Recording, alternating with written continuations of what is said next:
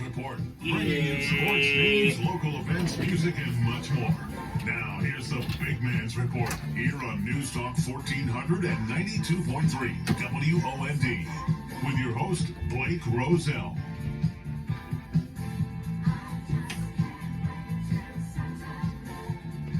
And welcome back to another evening, another week of the Big Man's Report here on News Talk 1400 and 92.3 WOND. We are live from Hard Rock Studios here in Linwood, New Jersey, South Jersey. Well, thank you all for joining me again this week on the Big Man's Report. Last week, if you tuned in, I had on sports reporter, sports journalist, Deb Whitcast out of Cherry Hill on my show. She did a fantastic job, and I was delighted to have her on and hear her experience and her story and how she got started in the TV industry and the sports reporting. And she had a lot of awesome stories for me, and people she interviewed throughout her career, and all the great NFL players of our time and the past time, and so much more. So go follow Deb Whitcast on Instagram. It's up there in my bio. And if you missed the show, that is up there as well in my bio. So if you can't catch it live, you always got it on my Instagram, my Facebook. You know where to go. My links are always there that I put up for you guys. James, what do you think about this weather so far this weekend? I love this weather. Can we tell a quick side story about last week's interview? Sure, go ahead. The craziest thing was turning that Zoom thing around and hearing, James Ravick, is that you? I was like, Jimmy. What are the odds of that, though? The odds that we went to high school. Went to high school together. You guys were in the same school, and and you guys got connected years later. What do you think? Oh, it's just crazy. She's so talented. So that's really cool. She's awesome, and I'm definitely want to have her on again. And also, a lot of the people she has connected with throughout her career, we're going to hopefully get some of them on my show in the near future, in the coming months. So I'm looking forward to that too. She's so gracious too. She's got 2 Emmys. She goes, "Oh wow, you did so well for yourself." I'm like, great, thanks. She's very humble and she's very mellow. Yeah. Very nice girl. So very nice. We'll definitely have her on again soon. But this weather, we're getting our start to the summer, and we're ready to go, James. It's beautiful. Yeah, it's so summer weather. So all of you that know the comedy world, look, we live in a generation of Instagram, TikTok, Facebook. The last 10, 15 years has been astronomical in what we've been able to do in social media. And it's really taken apart, especially in today's world. Everybody has iPhones, everybody has access to internet, and you can pull up anything in the drop of a hat. And it's amazing that what we can do, and also the people that we can see on Instagram. And I know for all my fans out there that love comedy, in a quick couple seconds, I'll introduce my guest that I have in tonight live in studio here. And you guys will not want to miss this hour, miss this show. It is going to be one for the books. And all you that are tuned in, thank you for listening. And all those of you that are not tuned in, you better tell your friends to tune in right now on WONDradio.com or listen live at 92.3 FM 1400. You know where to go. So I personally have a love for comedy. And on my Instagram, I'm constantly in connections with media and different people of different industries and what they do on social media and how they project that to our population here in the country and around the world for that matter. Came across a guy a couple of years ago at the start of the pandemic. Everybody was hurting at the time. It was a scary moment. And, I'm on Instagram looking around because at the time, what do we have to do besides eat and go on our phones and watch Netflix, right? So I'm searching, and I come across this page of this guy, and I'm like, this guy, let me tell you what, he is making me laugh after a couple of videos. I can relate to him. As you guys know, I come from an Italian family as well, and this stuff is hilarious. And he's just making people laugh. He's great at what he does. He is all over Instagram, TikTok, you name it. He's there. He's out there. You can't miss him. I would like to take this chance and this opportunity to introduce my main man, Little Mo Mozzarella. What do you want to do? What's up, you bunch of neck bones? What's happening? Now, those of you that follow Mo on his social media, he has all these funny slangs and phrases and sayings. And, once you hear him, you know that it's him. How you doing? So, Mo, before we get into everything that you're doing online and Instagram and TikTok and all your food reviews that we see and we love, we think it's hilarious. We think it's great that you are going to these local businesses that back in your hometown and all that stuff. But tell our audience a little bit about, what was your childhood like before you became the sensation that you are today? what was your childhood like? Where did you grow up? What was family like? So I grew up in Queens and Brooklyn, and everybody in New York's always trying to figure out where you're from, because New York's big with that, like what neighborhood you're from, they get crazy with that. But I grew up in Queens and Brooklyn, half my life in both. My wife is from Brooklyn. We're together 22, 23 years. So I spent a lot of time in both. But I live on the cusp. Where I grew up is on the cusp of Brooklyn and Queens, so that's my accent is kind of a combo of both. Right. I grew up hanging out in the neighborhood. I'm a neighborhood kid. I hung out. I left school at 14. Mm-hmm. Always hung out. Always broke chops. Hang out on the stoop. Watch people play sports and make fun of them. That's really it. I'm that's why I'm quick on my feet with the improv. Yeah. Because I always had to be quick on my feet. Right. Because that's what we do. We break chops. Right. So if you're coming and you want to break my balls, don't bring a knife to a gunfight, because I'm ready. I got grenades, missile launches. I'm ready to go at all times. You know what I mean? Yeah. So that and that's what I do. So when I go into these stores and stuff, I have the ability to read a room good.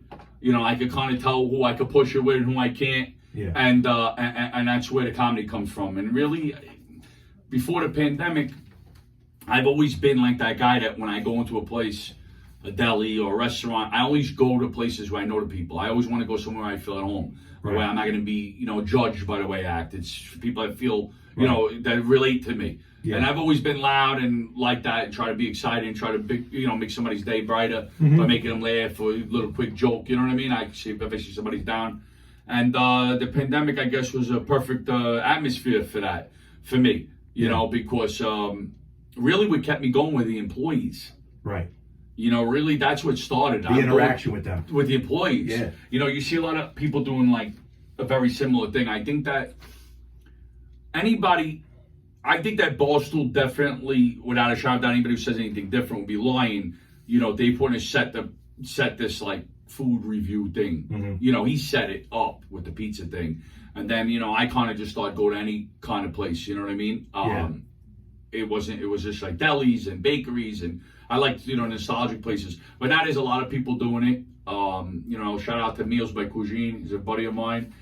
He does as well. He's got his own style. He's a little bit different. He's more of just like eating in front of the place. Right. Mine is more about the interaction with the people, I think. And I think that's there's a lot of other people doing it now, but I think that the thing people have a hard time doing is the interaction with the people. And I think that's what sets me apart, is because I interact with the people I work there. I interact with the customers. Right. I love that. My favorite videos have a lot of interaction with like city employees. Mm-hmm. I like neighborhood people. I like to bring out the neighborhood people. I've done a lot of stuff in Philly now, right? I've been coming to Philly a lot. Philly's been showing me a lot of love. Jersey, I'm gonna get out to more. I've been there. I've done places. In New York City, I've done all the boroughs. Yeah. I just went out to Chicago a few weeks ago. Was great. So whatever. I'm just a neighborhood guy, man. Right. That's it. So it's nothing special. So just from talking with you and just seeing what you do, you can just kind of see that you were a natural act for this, right? Yeah. You had this from a young age. You like to make people laugh. You want to bust people's chops, and people laugh. People with a sense of humor will laugh. Everybody needs laughter in their lifetime, right? Yeah. You know what I mean? And especially, it's funny too, because like you said, you're going back to your neighborhood spots. You're hitting all these different places. You go in, and the guy or the girl at the counter, the cashier, or the cook, and it brightens their day too. You're not only advertising a little bit of their restaurant and broadcasting yourself and being funny and being comedic and all that, but you're also you're making people laugh along the way, and the interaction. Yeah, it's a vibe. It's all about the vibe, man.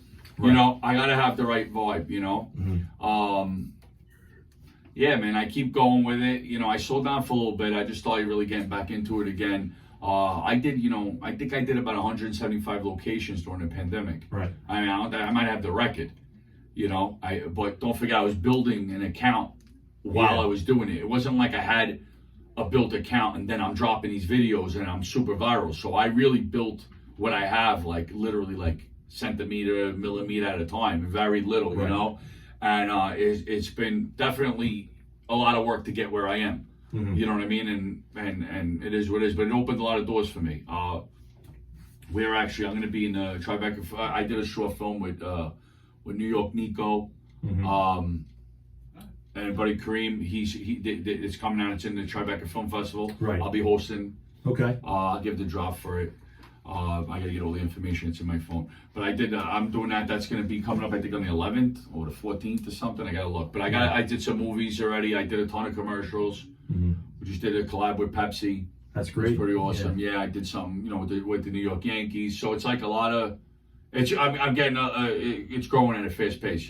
Yeah. I'm always busy. Right, and that's awesome. I mean, you're doing something that you love that makes people laugh and it makes you laugh and you enjoy doing it. And then you look at a couple years later now, you look back and you're like, man, wow, look what I've built in the last couple of years. Look at the followings that I have. I mean, look at all these people viewing my stories, viewing my posts, liking my posts on Instagram. And again, like you said, the social media age, it's a great platform. And especially if you have a sense of humor. I mean, TikTok's huge nowadays, and you're on. Yeah. TikTok I almost wish I really think that I would have been a lot bigger if I would have really started on TikTok. I think that if you look at the people that are doing really well now, they started on TikTok, and then they went over to Instagram. I did mine opposite. So I'm just saying, TikTok really is the place to be right now. Yeah.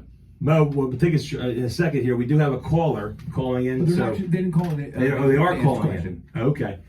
What neighborhood in Brooklyn, Mo? Do they want to know? Originally, where I'm from is Williamsburg, Brooklyn. Williamsburg, Greenpoint. Williamsburg, Greenpoint. Okay. Yeah. Now, for those of you that aren't familiar with New York, my audience, my listeners, okay, where would that be located by? It's so if you know New York, it's Queens, right? So you have Maspeth, Sunnyside, Astoria. They all border like Greenpoint and Williamsburg. Right. So if you go over the bridge, in that part of Queens, it's Queens, but it's really on the cusp of Brooklyn. Okay. Yeah. So it's the first neighborhood in Queens. It borders Brooklyn. Yeah. So a lot of people in my neighborhood in Queens are originally from that part of Brooklyn, which would be like people from Bay Ridge or Bensonhurst moving to Staten Island. Right. It's very similar. Or people from Philly moving out to this part of Jersey. Yeah. It's the same thing. Okay. So you're from this part of Jersey, but you sound like you're from Philly. Right. You know what I'm saying? It's the same thing. Now, obviously, we're going to get right back into to what you're doing now and a lot of your content. So for our listeners, the pandemic hits 2020, and again, everybody's all panicking, and we need some laughter, right? So what were you doing before? What were you doing up leading to the pandemic before you got into all these? During the pandemic, I work for high-rise construction. I build high-rise buildings. Oh, okay. I've been in that space. I grew up in the HVAC world. Right. I was a heating and air conditioning contractor, installed boilers and walk-in boxes and stuff. That's what I did for probably 20-something years. Yeah. And then I got on the high-rise development side. Okay. And I've been in that for a long time. I'm still in it. Okay. Yeah. So you're doing. It's not full time for me. You're doing that, and then you're doing all this comedy stuff on the side. There's not full time. Yeah, and I do have some shows coming up. I have a small show in Long Island that I'm doing. I don't have the exact dates, but it'll be on my social media. You'll see. And I'm starting to get more into the stand up. Right. So I definitely enjoy it. I've done a couple of shows already. I enjoyed it. I look forward to growing, in that space. Yeah. It was great. I had a great time. So I have a couple of shows. And anybody who has a comedy, what do you call it? Venue. Yeah. That you know of, if you'd like to have me, reach out. I'd like to work something out, and I can come perform. So we'll sell some tickets. What do you want to do? Yeah, I know there's. We'll sell the place out. Oh yeah. I guarantee it. No, and it's fun. It's funny too because, like you said, I mean, stand-up comedy, leads to one thing or the other. So you're doing all this media, and then people are like, man, this guy's funny. Does he do stand-up or he doesn't do stand-up? And you'd be great, obviously, and this, like doing stand-up comedy because people would just come to watch you and just laugh. Yeah, well, I've done a couple of shows already. I did. Yeah, like you said. We did 2 shows. I did a show in stand-up New York. We had 2 shows back to back. Right. We sold out in about 40 minutes. Wow. So I'm just saying I have the ability to draw a crowd. It's just a matter of me to be polished enough to put on a good show. Right. So, I mean, you're all over Instagram, right? What do you think? I mean, what is the biggest thing that you enjoy doing as part of your act? Like, I know you go into different local bakeries, local restaurants, whatever it may be. But what do you take most out of that? That is like not just maybe a passion of yours, but something that you really enjoy. Other than I enjoy the loyalty. Right. Of people have been following you from the beginning, and they're still with you.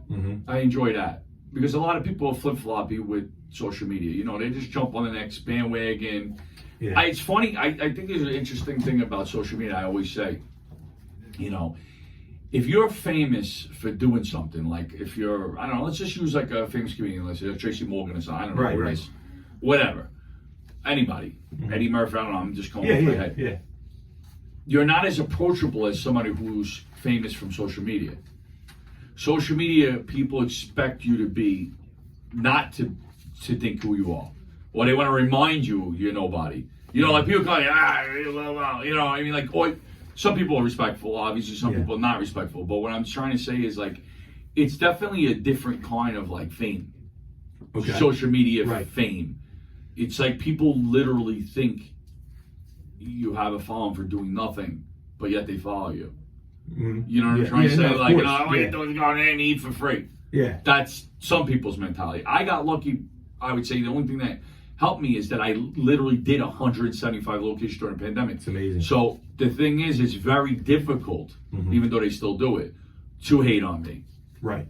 Because you sound like an idiot hating on me. Did you do 175 locations during the pandemic? What did you do during the pandemic? Right. You picked your nose in your house? You know, I'm just trying to say, like, I really was out there going into community, hitting bakeries, trying to help and bring attention to the spots. I got addicted to it at a point. I was doing 2-3 spots a day. Like, you know, we were getting, because once you started seeing like the love and people showing you or respecting you, you started really, you know, I started really getting out there. But now it's, you know, it's a bit different. Now it's a business. Yeah. You know, I get hired for these gigs, most of them. Yeah.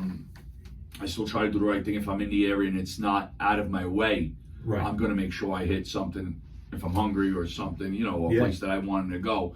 But, you know, a lot of people booking me out of state now. You know, I'm not just going to jump on a plane for a slice of pizza. It doesn't happen, you know? Yeah. You know what I mean? But and like you said, you built your foundation over the last couple of years, and you started out helping people in small businesses, wherever it may be. Because, like you said, everything was shut down. I mean, people were again, they didn't know what to do. We never experienced something like this in our time ever in the country, right, or in the world for that matter. So you started out going during the pandemic, helping people out, and you did it in a comedic way that, again, it's making people laugh, it's making people happy, all right, and they want you to come back for more. Yeah. You know, but now that you're doing it and you're being seen by, you know, hundreds of thousands, millions of people, now people are reaching out to you. So I mean, what's that feeling that you would say you feel? Because I mean, look what you've built. So how's that feeling? Well, I mean, I don't know. I mean, I like it. I mean, it's to a point. I mean, it has become a job now, you know. So it's like, you know, it is what it is. You know, you gotta constantly be on your phone, you know, communicating with people and working leads and opportunities. You know, I do have an agent now, which is good. You know, it does help. You know, obviously for bigger deals and stuff. But you have to pivot. You know, so the thing with social media, or that being what you are. So in other words, like, you could be a comedian, right? And you're like, I'm a comedian and I have social media. I could be a baseball player who has social media. When you are doing it as like a social media person, you know, you get copied a lot. Right. Okay. And what happens is, like, you get copied, and people who have a bigger they get a bigger following for a reason. It becomes with you're copying them. Right. You know, because not everybody knows you, right? They may not have seen your video. And you have to recreate yourself. You know what I mean? Because otherwise you just look like another whatever. Like, you know, if there's like right now 10 people that act like me right now on social media, you know, and I don't want to be pulled into that. So I'm trying to pivot and concentrate on strengths that I have that they don't have, to separate myself from people. But I would say is it definitely you know, it does feel like work. Like, editing videos is not fun. Yeah. You know, my videos take a very long time to edit. If you follow my page and you see my edits, they're very sharp edits. It's very thought out and planned. It's, you know, you're taking 25 minutes of film, you're bringing it down to a minute. Yeah. So they're 4 or 5 hour video, you know, edits. They take me that long, believe it or not. So I mean, it does feel like work, but I do enjoy. I enjoy when people come to me respectfully and loyal. Yeah. I love when people tell me you've been following me for, from the beginning and they know my lines or remember the video when you did this. I like that. That I enjoy. Well, and that's an awesome feeling too. Like I said at the beginning of the show, I came across you on Instagram, and I mean again during the pandemic. How early was it? Early. I would say it was early on, maybe spring of 2020, like Wow. towards the middle of the summer maybe. And I was watching your content, and I remember one of the funniest videos that I was watching is when you talked about. And I may have actually commented on your post about this, about what you were talking about, the meter maids that go around giving everybody tickets. And I said the winter time's coming and everybody started, because you know what's funny too about comedy, what you're saying is whatever, is what everybody else is thinking but doesn't say. They'll just never say it. But you're bringing what you're saying, you're bringing it to life, and that's why people think, and that's part of why people think it's funny, because it's like, this guy's right. Like, these guys or they love their job. They go around giving people tickets, the parking permits and all that stuff. So like they get a joy out of it. Yeah. So you're like, okay, No, I made a joke about like who wants to be one. Right. Yeah. I mean, you got to be nuts to be a meter maid. Well, your job. I mean, I guess it is what it is. It's a job, but it's a tough job. I mean, you're actually like signing up to be. But to make everybody hate you, right? But you made it hilarious the way you did. Yeah. Like you're like, I remember the video. Yeah. Yeah, you want to, people they want to get you for this, they want to get you for that. They have a trophy on their mantle at night that they gave the most tickets at. Yeah. So I mean, forgot about that. To me, that's funny because when I was in Philly all the time, I couldn't even count how many like parking tickets that I got, just expired meters and all that nonsense. So, and it's funny because after all that happened in my life, I came across that video and I just thought it was hilarious. Like, I know who wants to be a meter maid, but the way you did it was so funny. Yeah, I got to get back to some of the stuff off for the food. A lot of people like my construction videos I did. I mean, a lot of people asked for more of them. I was doing, I don't know if you were following them when I was doing all the construction guys. I remember. All different trades. Yeah, a lot of people asked for them again. I got to do more. Like the electricians, the iron workers, the plumbers, all that stuff. Yeah. It was great. Yeah. And in some of the comments, I mean, you got some people that like probably maybe got offended, which we'll talk about like in today's world with comedy and how some people can take it, some people can't, because you're yeah, I've had people say crazy things to me. Yeah. So like just the comments alone, some people are against it, some people are commenting, they love it. Mo, this is so funny, Mo, I can relate to this. So we have about a minute or so here before we go to break. But before we get back into what you're doing, Mo, with your content and everything, what would you say what kind of videos do you enjoy doing the most? Like, what is it, the bakeries, the restaurants, or like we said, maybe talking about the construction workers, or like the meter maids, all that stuff. Like, what do you think your content is your strongest point?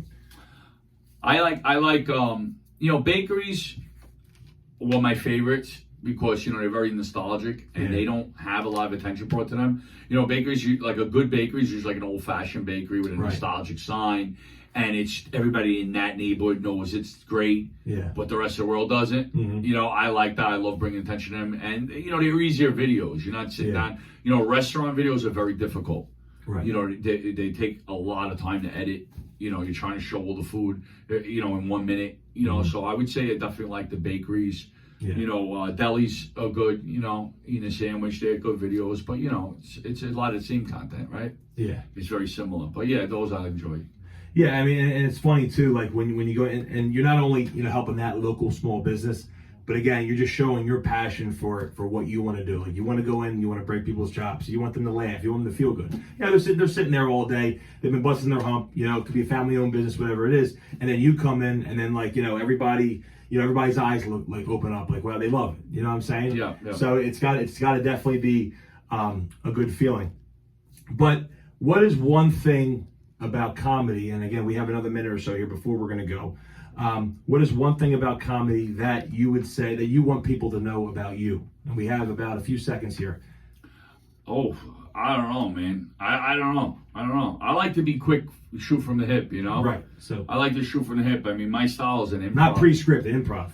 It's an improv style, I mean, even when I did the 2 stand-up shows I did, I probably should have been more prepared, but I literally went up there with not one thing written. Mm-hmm. I like that style. Right. I it's almost like you ever play ad-libs. Yeah. When you were a kid, you throw the words in. And I like just kind of figuring out as you go. I like that style. It's more natural. Yeah. Or it looks natural. And that's the best, in my opinion. I mean, people may disagree with me. I think it's the best form of comedy. But it's hard. It's hard. It's not easy. Yeah. So listen, when we get back here on the Big Man's Report on News Talk 1400 and 92.3 WOND, I have my man, Little Mo Mozzarella, right back here in studio. See you soon. You good? a good shit. It was good.